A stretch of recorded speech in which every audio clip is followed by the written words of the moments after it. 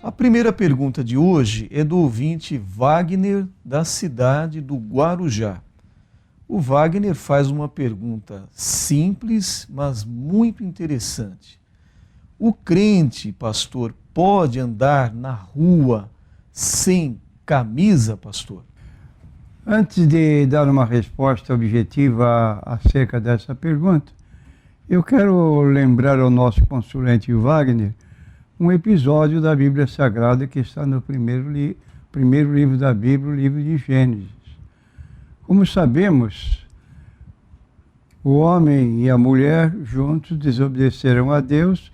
Ela, tentada, pegou o fruto e comeu, e deu também ao seu marido, ele comeu, e abriram-se os olhos dele e viram que estavam nus. Está aqui no livro de Gênesis, capítulo 3, e no versículo 7 diz, então, a providência que eles tomaram para cobrir a sua nudez.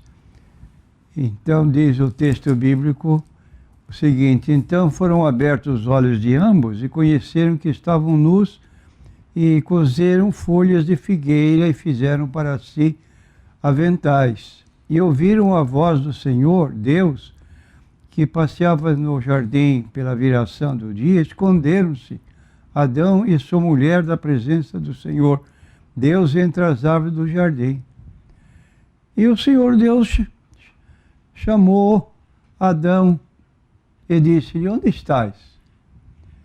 E ele disse, ouvi a tua voz soar no jardim e temi porque estava nu e escondi-me. E disse Deus, quem te mostrou que estavas nu? Comeste tu da árvore de que te ordenei não comesse? E então disse Adão, a mulher que me deste, a companheira, ela me deu da árvore e eu comi. Bom, aqui está uma situação que o homem procurou mediar entre o seu erro, entre o seu pecado e a ordem de Deus, fez folhas de figueira, tentou se cobrir, fazendo aventais, mas não deu certo. Agora, Deus tomou uma providência, que nós lemos logo no mesmo capítulo, no versículo 21, e fez o Senhor Deus a Adão e a sua mulher túnicas de peles e os vestiu. Então disse o Senhor Deus, eis que o homem é como um de nós, sabendo o bem e o mal, para que não estenda a sua mão e tome também a árvore da vida e coma e vive eternamente.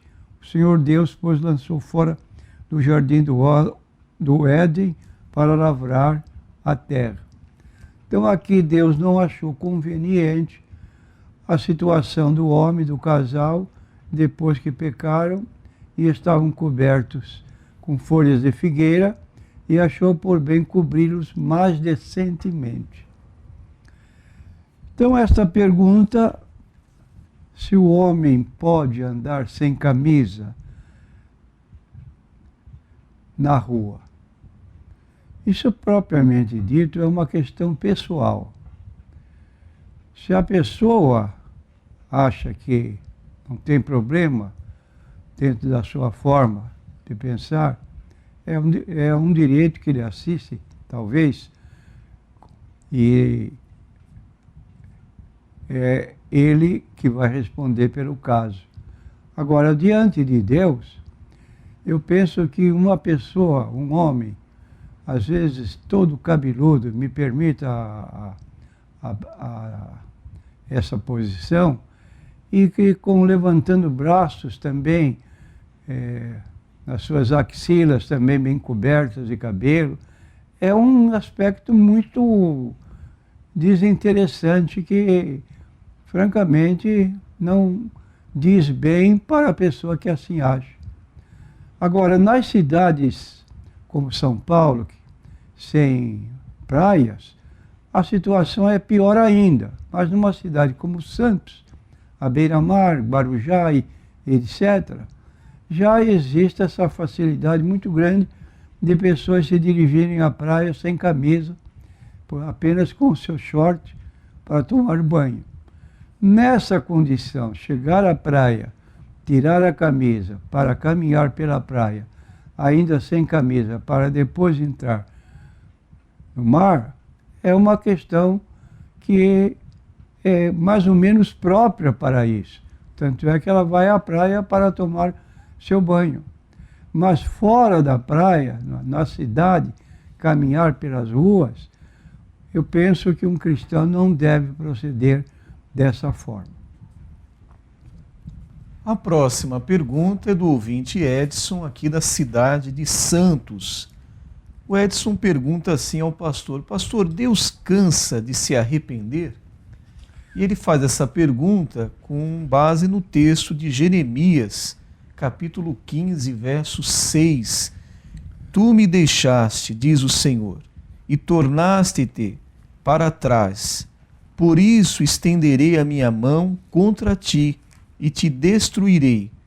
Já estou cansado de me arrepender. Então vamos à explicação do pastor com relação a esse texto de Jeremias 15, verso 6. O que nós observamos aqui neste capítulo todo, começando do primeiro versículo, onde Deus diz assim: fugi para a salvação, vossa, filhos de Benjamim, do meio de Jerusalém, e tocai a buzina em Tecoa, e levantai um sinal de fogo sobre Bet-Acarém, porque do lado do norte surge um mal e uma grande destruição. Estou lendo no capítulo 6, mas a indicação é no capítulo 7. Capítulo 15, verso 6. Desculpe, capítulo 15, versículo 6. Disse-me, porém, o Senhor, ainda que Moisés, estou lendo no versículo 1 do capítulo 15 de Jeremias, ainda que Moisés e Samuel se pusessem diante de mim, não estaria minha alma com este povo, lança-os de diante da minha face e saiam. Ora, Deus está aqui dizendo ao profeta, para falar ao povo, que dois homens de Deus do passado, tanto Moisés como Samuel, se viessem interceder pelo povo de Israel, na situação em que eles estavam vivendo, de uma rebelião, quanto mais contra Deus, a intercessão deles não seria válida. Porque as vezes que Deus já perdoara o povo eram tantas que este povo já estava numa situação, podemos dizer, crônica, deliberadamente crônica, para não ouvir a voz de Deus e fazer exatamente o que eles queriam. Toda sorte de iniquidade. Então, quando chega no versículo 6, usa-se esta figura aqui de arrependimento. Estou cansado de me arrepender. Quer dizer, Deus está dizendo, estou cansado de perdoar vocês pela sua rebelião, rebeldia, os profetas anunciando permanentemente a palavra, recomendando arrependimento e não há jeito de mudança. Então fiquem sabendo, não tem mais perdão.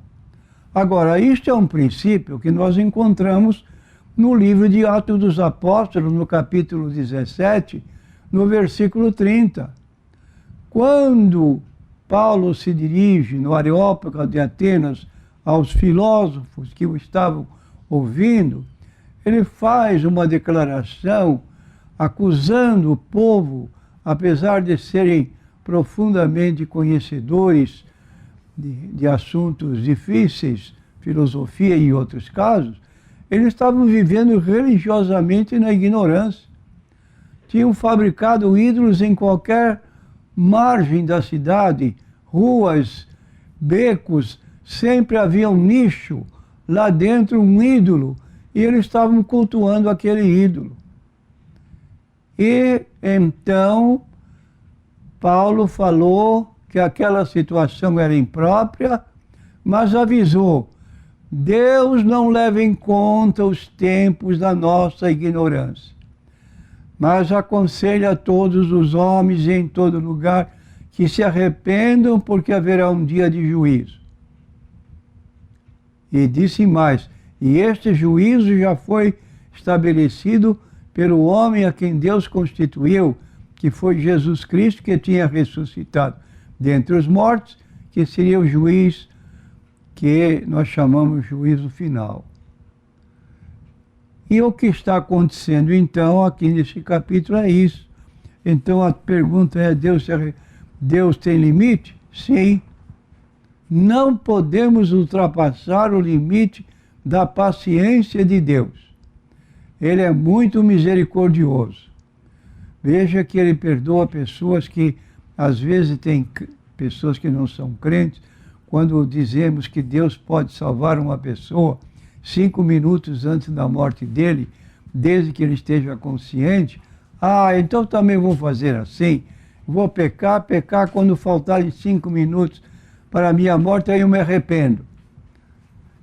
É uma forma de dizer que a pessoa quer continuar na sua vida errônea, mas não, e quer a salvação. Então espera chegar 5 minutos. Só que nós não sabemos quando chegarão estes 5 minutos.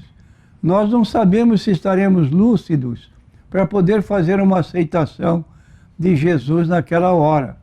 É verdade que muitos têm aceito a Jesus nestas horas e têm sido ouvidos, como nós temos apresentado o caso do ladrão que estava ao lado direito de Jesus e pediu naquela hora, Senhor, lembra-te de mim quando entrar no teu reino. E Jesus lhe disse, hoje tu estarás comigo no paraíso. Então aqui fica a lição. Deus se cansa de arrepender? Sim, há um limite da paciência de Deus. Foi o que aconteceu com Nínive, quando Jonas foi mandado lá. E diga ao povo, 40 dias e a cidade será subvertida. Era a mensagem de Jonas, o profeta. E ele começou a pregar na cidade, e a pregação dele chegou ao ouvido do rei. O rei decretou um absoluto jejum, até animais não podiam comer. E Deus perdoou aquele povo, mesmo diante da sua maldade. E hoje ele age da mesma maneira. Então vamos ter cuidado para não abusar da paciência de Deus, porque se chegar ao limite, acabou-se. A próxima pergunta é do ouvinte Luiz Carlos, do bairro Parque Bitaru, em São Vicente. O Luiz Carlos pergunta ao pastor por que Deus escolheu o povo de Israel. Bom, Deus queria um povo para representá-lo, um povo que fosse seu. E nós temos aqui no capítulo 12 de Gênesis, quando Deus, que conhece os corações, chamou um homem por nome Abraão. Ora, o Senhor disse a Abraão, sai-te da tua terra, da tua parentela, da casa do teu pai, para a terra que eu te mostrarei, e far-te-ei uma grande nação, abençoar-te-ei, engrandecerei o teu nome, e tu serás uma bênção. E abençoarei os que te abençoarem, e amaldiçoarei os que te amaldiçoarem. E em ti serão benditas todas as famílias da terra. Então este homem, Abraão, vivia no meio da sua nação, do seu povo, da sua família, envolvido com as práticas idólatras. E Deus deu uma ordem para ele. Sai, retira do meio da tua parentela, da casa do teu pai, e vai para uma terra que eu vou mostrar. E este homem, Abraão, obedeceu estritamente o que Deus havia dito. E se retirou daquela terra, das práticas impróprias, condenáveis, e passou a fazer exatamente o que Deus lhe determinava. Então nós temos aqui o versículo 3, quando diz, tu serás uma bênção, abençoarei os que te abençoarem, e amaldiçoarei os que te amaldiçoarem. E em ti serão benditas todas as famílias da terra. Quero dizer que você, que eu, que nós povo brasileiro que vivemos distante dessas nações antiquíssimas, como o povo judeu, que antes chamava-se povo de Israel, e hoje é caracterizado pelo título de povo judeu, mas que passaram um período enorme da sua existência como povo de Deus, e através desse povo foi que um dia Deus prometeu o Salvador, que foi o Senhor Jesus Cristo, nascido de Maria, e que se tornou a bênção universal. Em ti serão abençoadas todas as famílias da terra.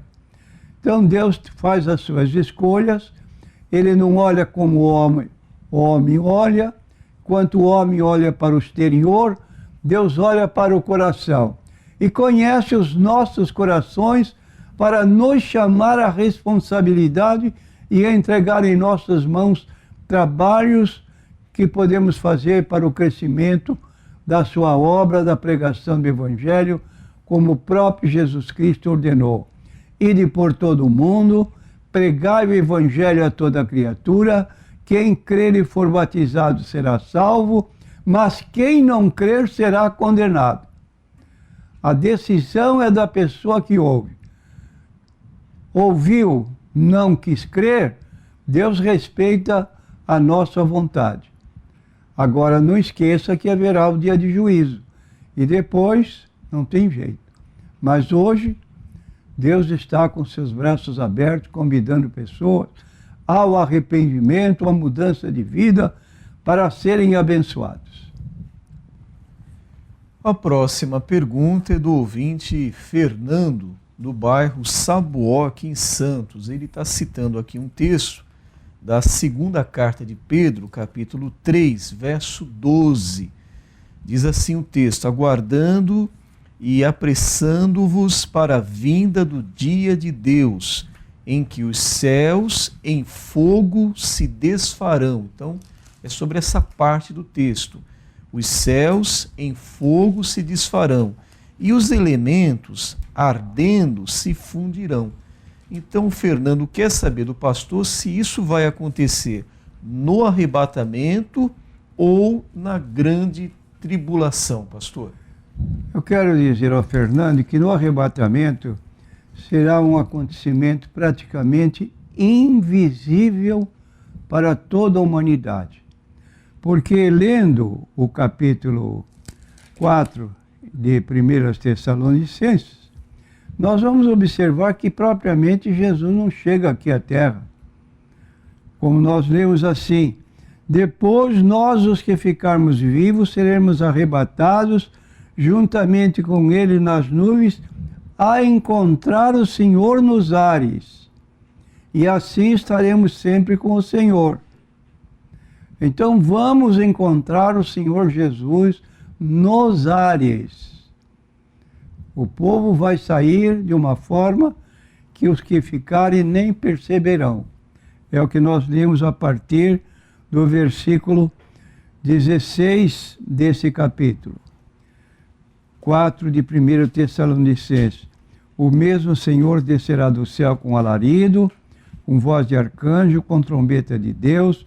Os que morreram em Cristo ressuscitarão primeiro, depois nós, os que ficarmos vivos, seremos arrebatados juntamente com eles nas nuvens a encontrar o Senhor nos ares, e assim estaremos sempre com o Senhor.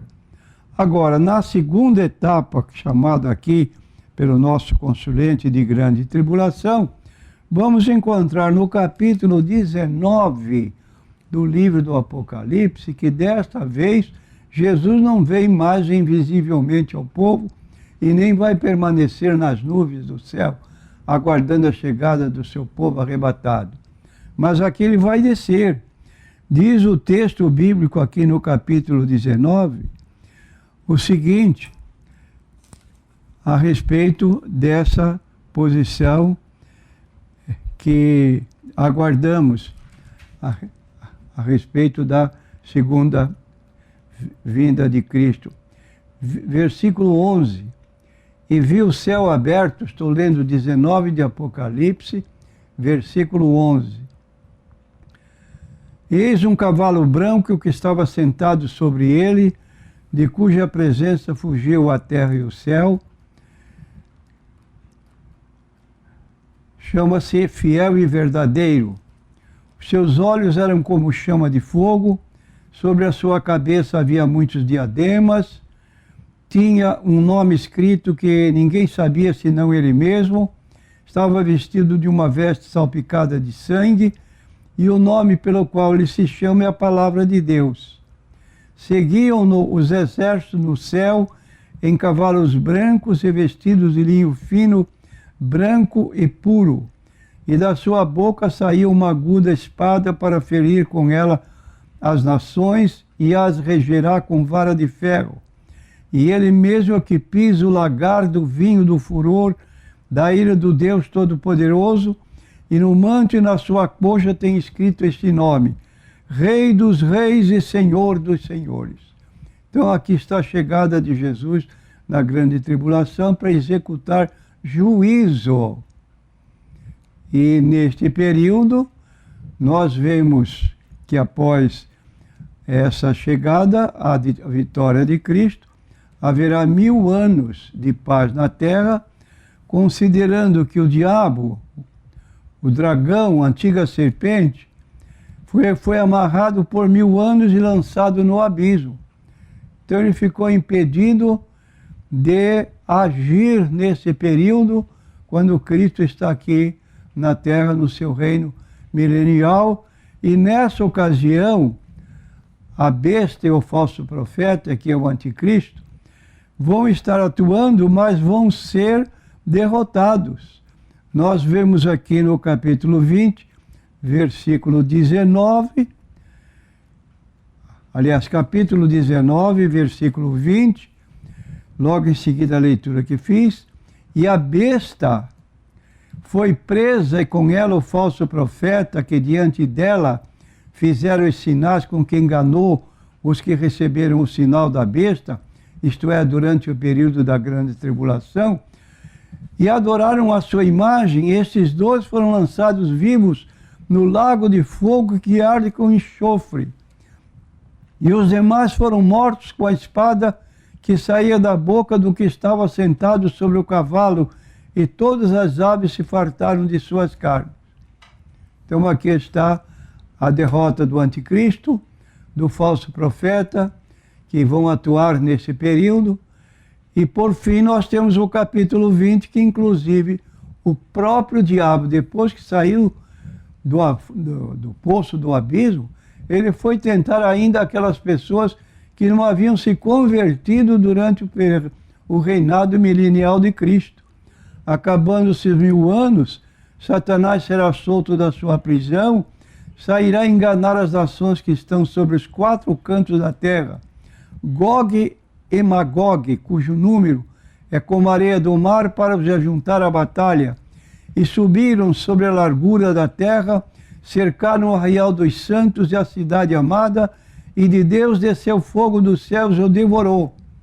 E o diabo que os enganava foi lançado no lago de fogo e enxofre, onde estão a besta e o falso profeta, e de dia e de noite serão atormentados para todo sempre.